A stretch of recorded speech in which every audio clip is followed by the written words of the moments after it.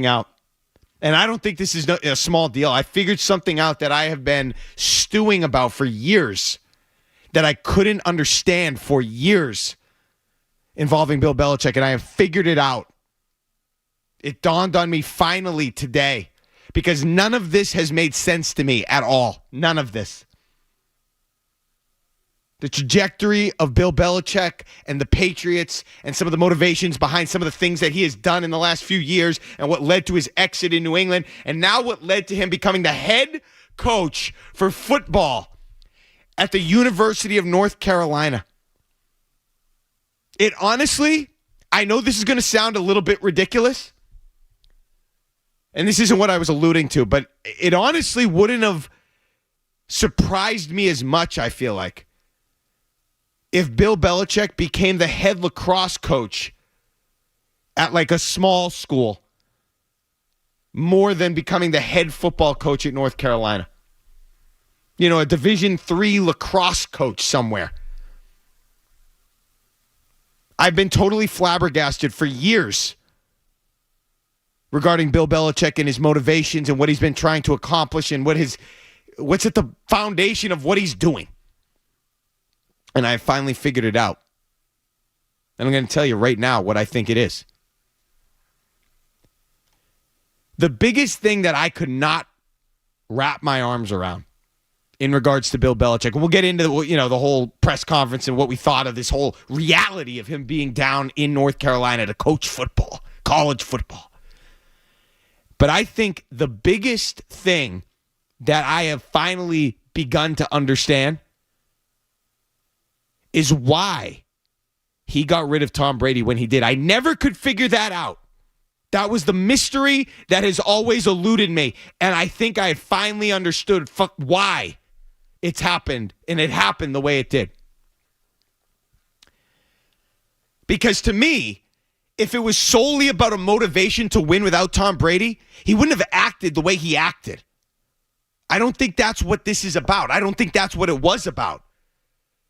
Because Brady obviously moved on. He went to Tampa. He won. He wanted to win. He wanted to win without Belichick and prove to the world or whatever. Maybe he did, maybe he didn't. But he wanted to win ferociously. Wanted to win. He turned around that program. It wasn't fun. Everybody thought it was Belichick that wasn't fun. No, it was Brady who wasn't fun. Baker Mayfield. It was Brady who wasn't fun. He recruited Gronk to come down. He was all in to win. Belichick's actions post Tom Brady were not that of a man who was all in to win. And I couldn't understand it.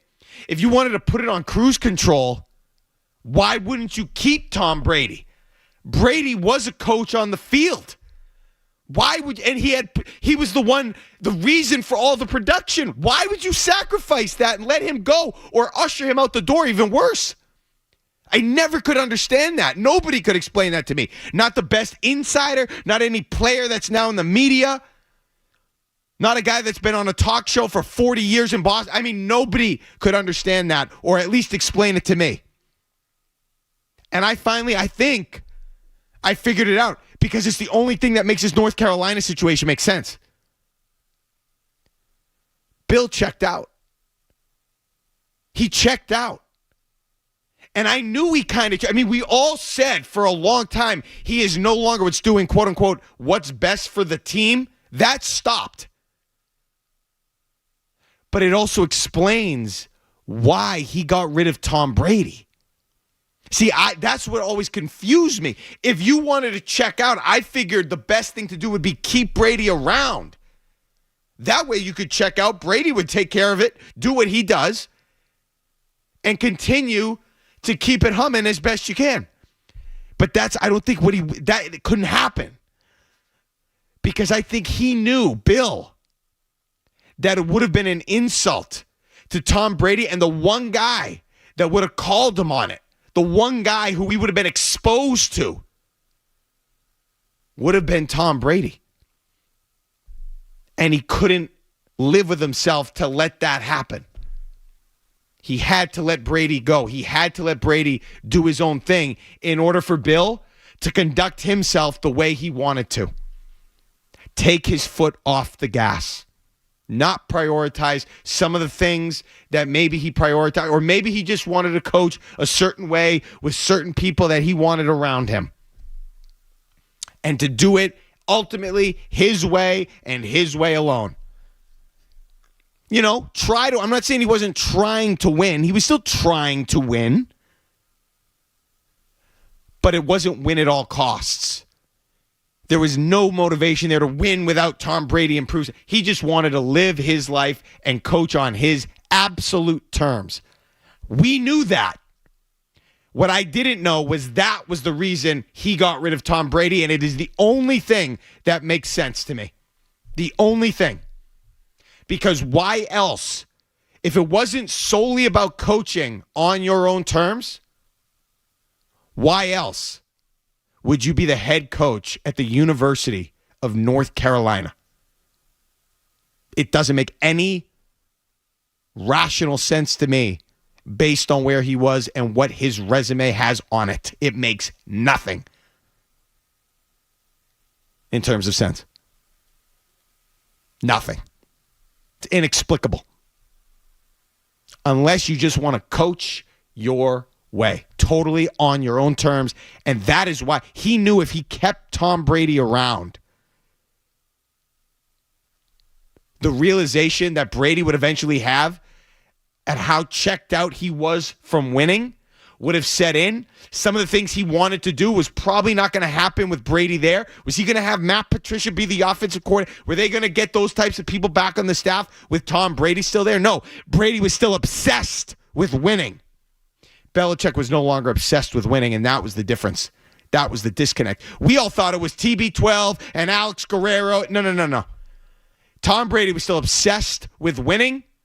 Bill Belichick was not. That's why the divorce happened. That's why it seemed like for a long time he wanted Brady gone.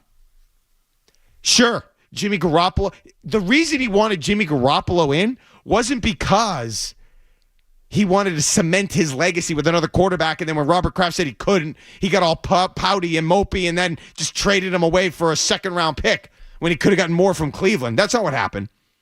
He wanted Garoppolo in because he didn't want to deal with the heat that Tom Brady was putting on him during his final years in New England.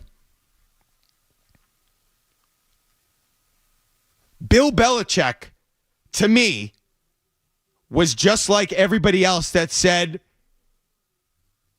it's not fun enough.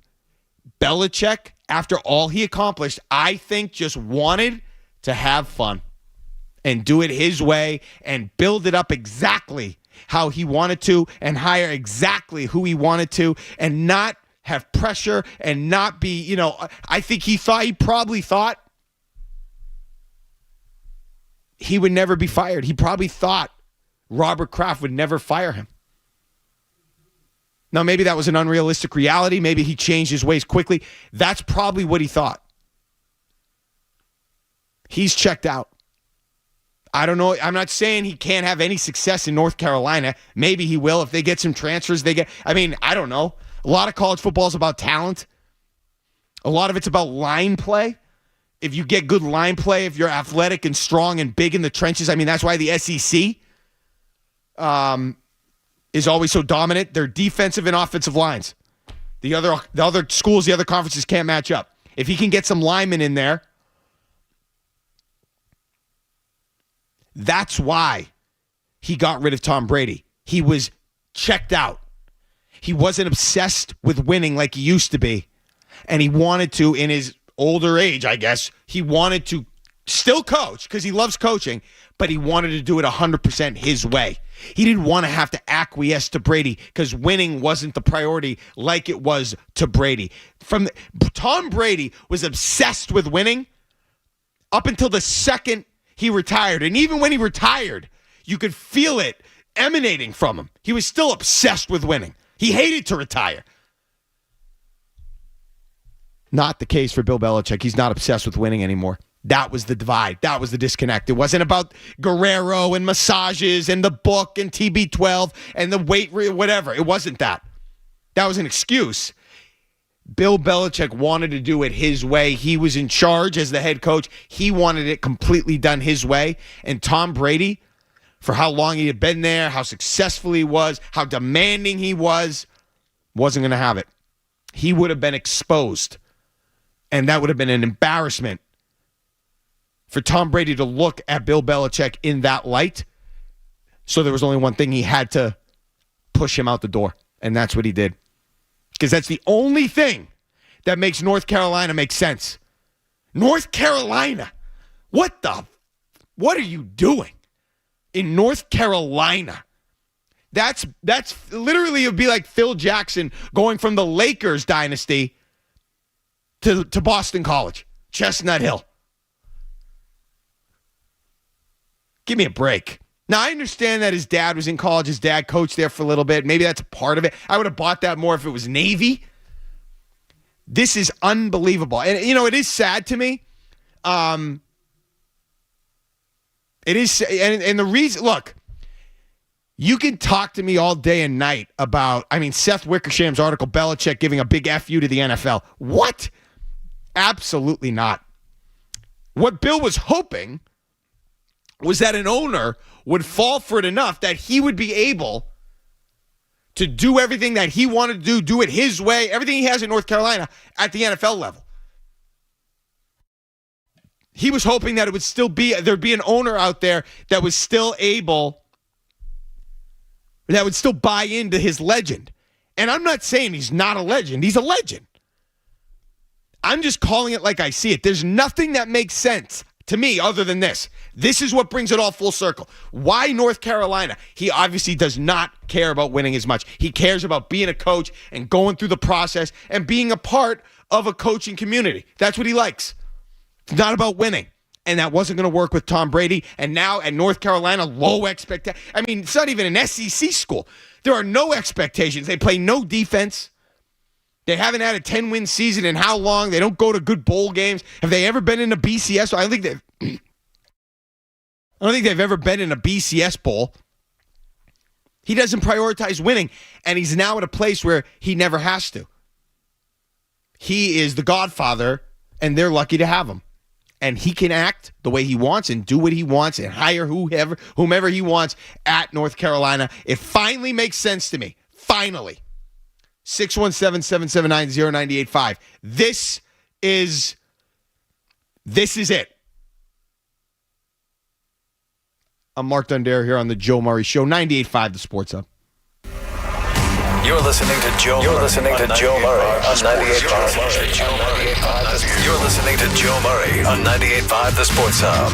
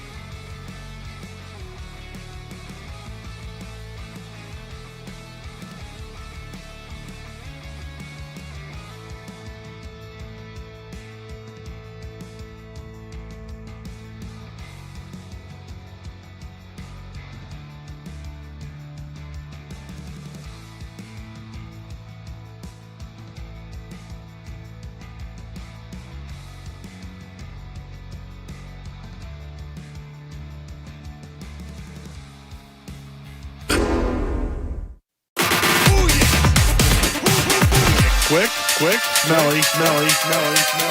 It's Joe Murray on the Sports Hub.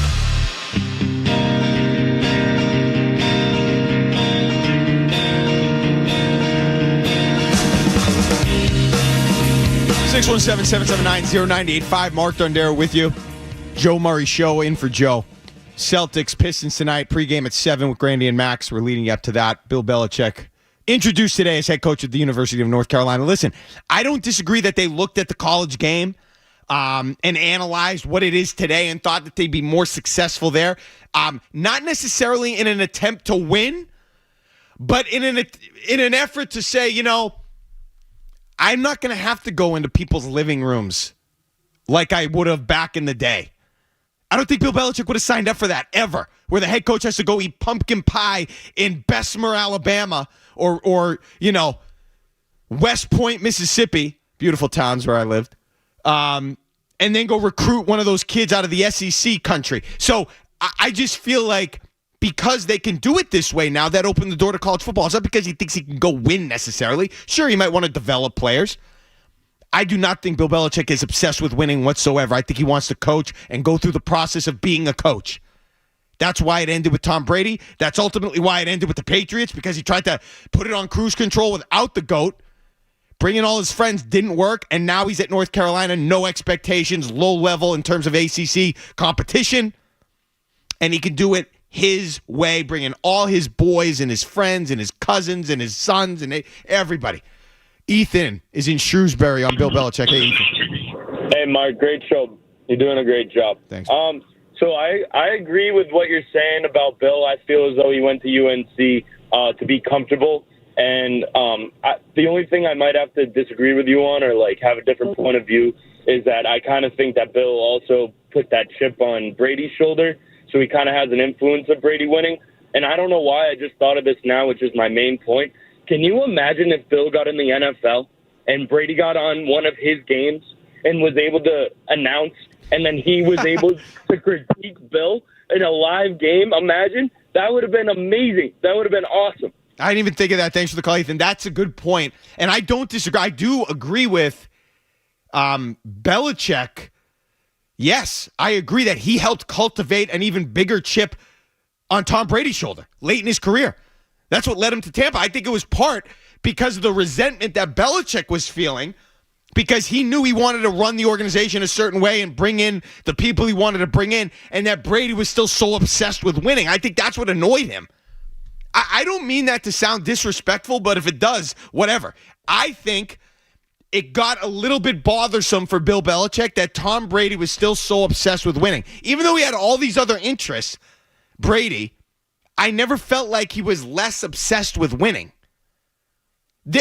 Listen, I'm trying to make sense of it. I never, for a million years, could understand why Bill Belichick would usher out Tom Brady the way he did, and then, after Brady was gone, act the way he did. Bringing in guys who weren't necessarily qualified for certain positions. Bringing in guys, not seemingly being all in to win, which would have said to me, damn it, I'm going to prove it wasn't all Brady. I'm going to prove I'll win too without him, with a new quarterback, with a new core of my team. And he didn't do that.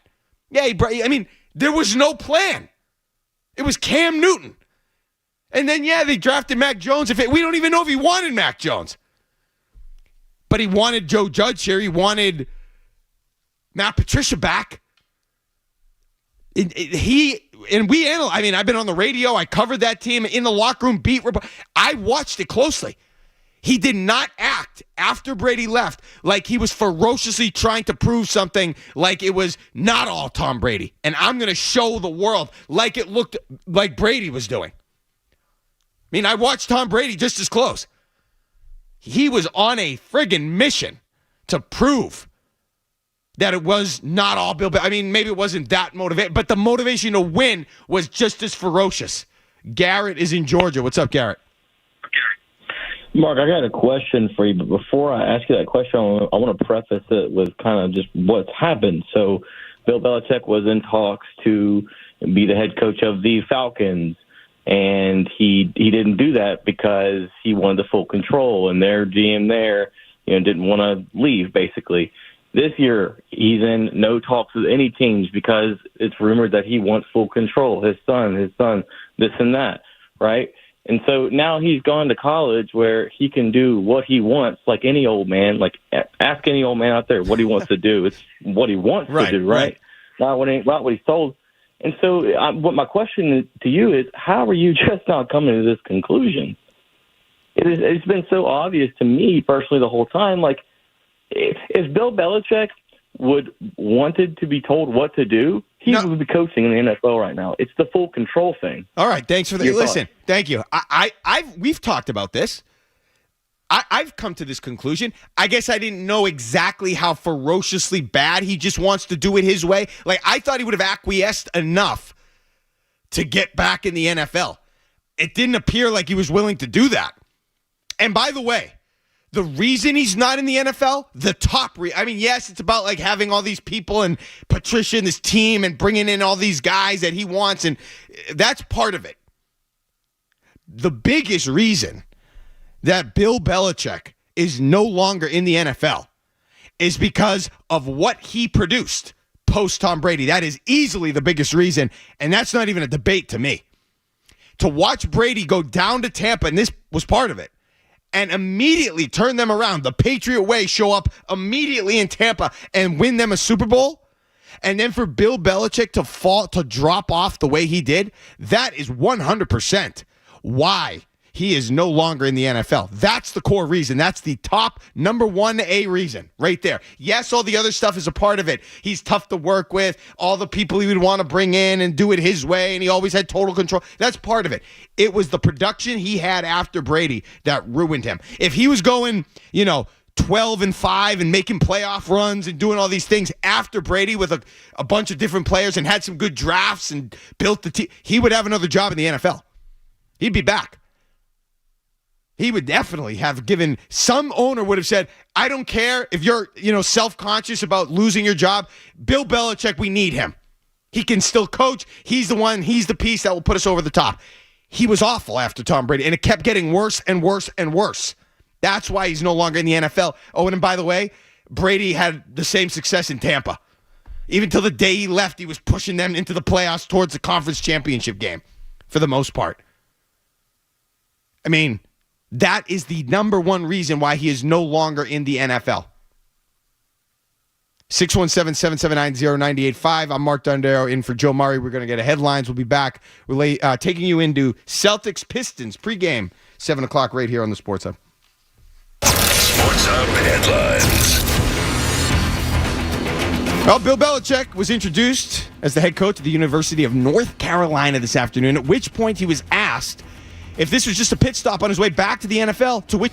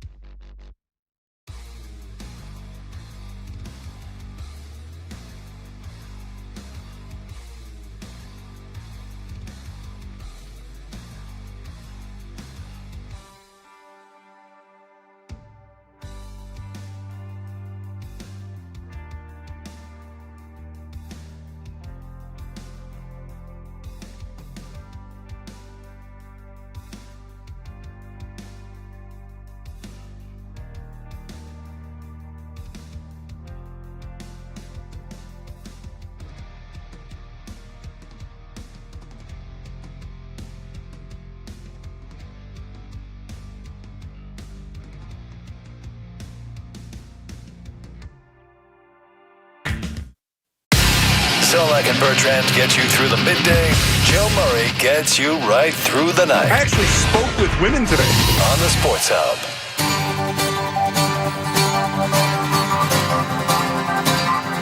All right, back here on the Joe Murray Show, leading into Celtics Pistons coverage, pregame, 7 o'clock. Let's go back to some of the calls. Vinny is in the car. Hey, Vinny. Hey, Mark. How are you tonight? This is a great show. I'm really enjoying this. Thanks. The point I just wanted to make is that I am so disappointed that he went to college.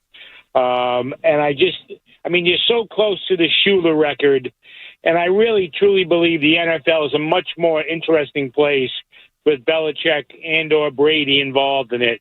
Just such a disappointing move to me. Thanks for the call, Vinny, and I agree. I wanted him in a situation with a true contender. Okay, Buffalo, that would have been a spot I would have. Like Dallas, no, not a good enough quarterback. Buffalo, Philadelphia, or my favorite, maybe the dark horse that obviously isn't relevant now, really, unless you're going to pay $10 million, which I don't see happening. Cincinnati, I would have loved him in Cincinnati. Joe Burrow, Zach Taylor, I'm not sure he's on the hot seat enough. Maybe a little bit. I don't think they're going to fire him. I would have loved. They need an infusion of defense. They've got elite quarterback play and wide receiver with Jamar Chase. What he's doing this year, I would have loved Belichick in Cincinnati or a situation like that. That would have been awesome. And like the last caller said, Brady calling his games, production meetings, the little back and forth. I wanted him at the NFL level. I'll still be interested in college. I'm not uninterested in what he does at North Carolina. I'll be interested. I love college football. I'm a college football guy. It would have been better in the NFL. Mike is in Boston. Hey, Mike. Hey, how are you, Mark? How are you? Good. So I just want to say, I think 100%, Belichick's an egomaniac. He's going to go for the record. There's no way about that. And as much as this UNC place seems like he said he wants to stay, it kind of looks like to me, what are his flaws? He can't, to your point, after Brady left, he couldn't develop a young quarterback. He's not good with rookies. He's not good at drafting. So what does he do? He goes into a college program to show everybody that I can work with college players. I can work and develop young talent. And I think he's doing this as a play to kind of show in a year from now that eventually, I can develop youth, and I have a college resume now to prove that. Because that's the one thing that he's missing in all of these sort of negotiations with any NFL team. He's 73, 72, 73. He's going to be 73. And I just feel like so many things have to be in your corner if you're 73 trying to get back into the NFL. First of all, he's going to bring all of his people with him, so you got to be okay with that. He would have to absolutely dominate. Okay, dominate at North Carolina. And by the way, I know North Carolina isn't the SEC, but neither is Colorado. Okay, and Deion Sanders had his kid, Shador, who's going to be one of the top picks in the draft, and probably he was just named today by the AP the best player in college football. He had both of those guys, never sniffed the college football playoff. Now, Deion Sanders isn't as good of a coach as Bill Belichick is. Okay, so there's that. But I don't think Belichick is necessarily going to get that level of talent. He'll attract some talent, but I don't know about the best player in the country. He doesn't have the swag that Deion has. I don't know if it's that attractive to a younger kid to play with Bill, 70, whatever. And I don't know. Yes, he's a game planning genius. He has been for a lot of years. Is he going to be able to implement that level of game planning in college in between? And you can laugh at this, but in between, physics class and a frat party and these immature kids, he's not going to have that level of focus from a college kid who's probably trying to get it, with his girlfriend in the middle of the day. I don't know. Is he going to be that? They're going to put in this game plan on Tuesday and everybody's going to go into the practice excited for the big binder they're going to get with the game plan like Teddy Bruschi used to do? That's not going to happen to a 20-year-old kid who's just, he wants to play Madden and get horned up. I just don't see that. I don't think he's not going to be successful. He'll have some success, but to the level that NFL organizations will be frothing at the mouth for Bill Belichick to come back to the league at 73 years old, I don't know if he's going to get to that level. I think he'd do it, but it'd have to be on his terms again. Again, I don't think he's obsessed with winning anymore, and that includes the record. He'd like it, but he thinks he deserves to go after it, I think, on his terms. Gary's in Watertown. Hey, Gary. Yeah, I think you're definitely onto something. Huge, you're onto something. I think he must love the song by Sinatra, My Way, written by Paul Anka. Look at what happened with Malcolm Butler. He doesn't care. He didn't care. Even to this day, he doesn't have any regret. Michael Corleone had regrets in Godfather 3 of killing his brother. He has no regrets because he was doing it his way. Just like the bad drafts, just like getting a Wes Welker too early, just like the Steven Jackson game. His way, you're definitely onto something. I'm not saying, and Gary's not saying this either, he wasn't trying to win that Super Bowl against Philadelphia. I just don't, over the year, I mean, we talked about this for years. Every show I've been on, we've talked about, the line has always been, he is no longer, stop saying we do what's best for the team, because you're not doing that. We can all see it. We were all here when it felt more like that's what you were doing. You're not doing that anymore. You're bringing in the people that you're comfortable with, and that's not enough, especially at his age. I'm sorry. You know what? It's just like it's a young man's game now, especially in coaching. Young, energetic, new wave, Sean McVay, like everybody. That's what it is. It's not all about what Bill, despite the rings and everything. And then again, the biggest reason, what happened after Tom Brady. That is the biggest reason. Let's not let that get lost. The biggest reason. He was awful after Brady left. It wasn't good. And it got worse and worse and worse. And Brady, by the way, didn't exactly show that it was all Belichick's coaching that led to the success in New England. So anybody that had questions, they were answered in the direction of not Bill Belichick. Tom Brady or whomever you want to put in there. It didn't go in Belichick's favor. So that was, for Bill Belichick and from his standpoint, that was disappointing. And that's the biggest reason he's no longer in the NFL. But maybe he still wants to. Ideally, he probably still would want to be in the NFL. I just don't think he expected to get shut out the way he did. And he still had this craving to coach. Could have done other things. He still wants to. I'm not going to begrudge him for that. But if he wants to coach and wants to do it on his terms, yes, he'd have to go to a lower level.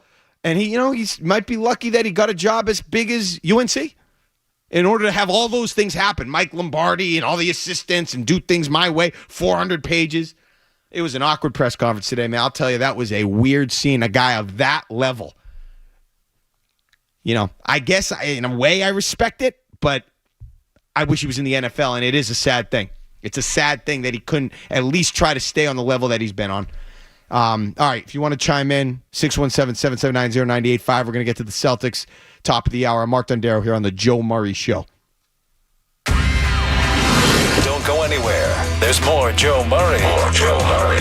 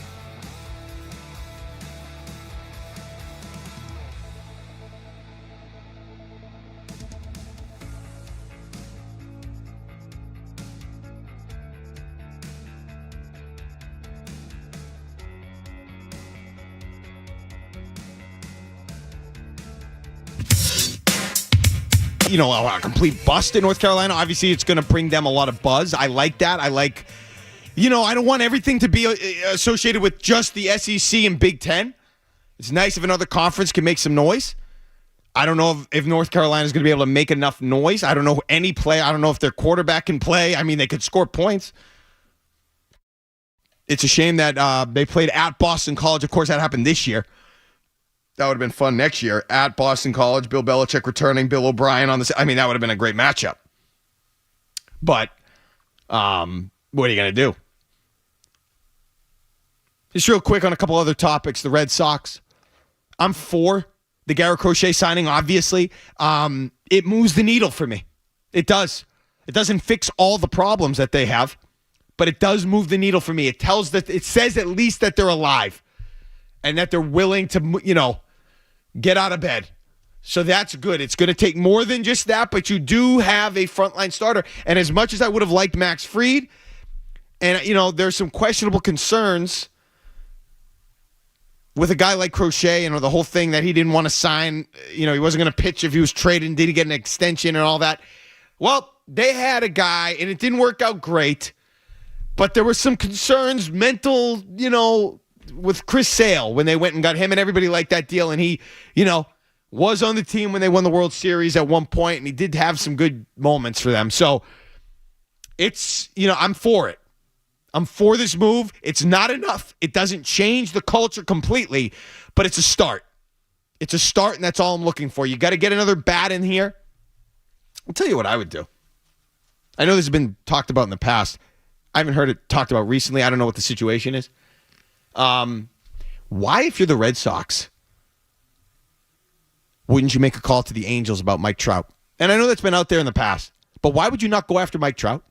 What are the Angels doing with Mike Trout? Why does Mike Trout even want to be on the Angels again? I know he's content. I know he's not like a big flashy guy. Maybe he wouldn't even be happy in Boston. But I mean, it's a start. The Crochet thing is a start. I still want to see. I want to see them spend more money and be more committed. I still want to see that, but this is a start. So we'll go from there. That's a start for me.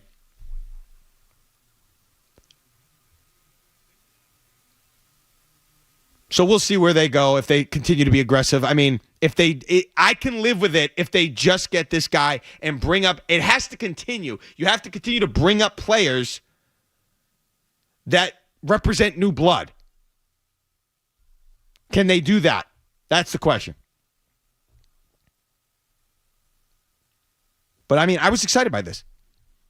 Guy that's not on your team, a legitimate number one starter. Is he an ace? Is he an absolute number shutdown? He's a number one. He's a number one. You've got a number one. And now we'll see what happens from there. The other thing I just wanted to bring up, I thought it was interesting that Jason Tatum is not playing tonight. What is it?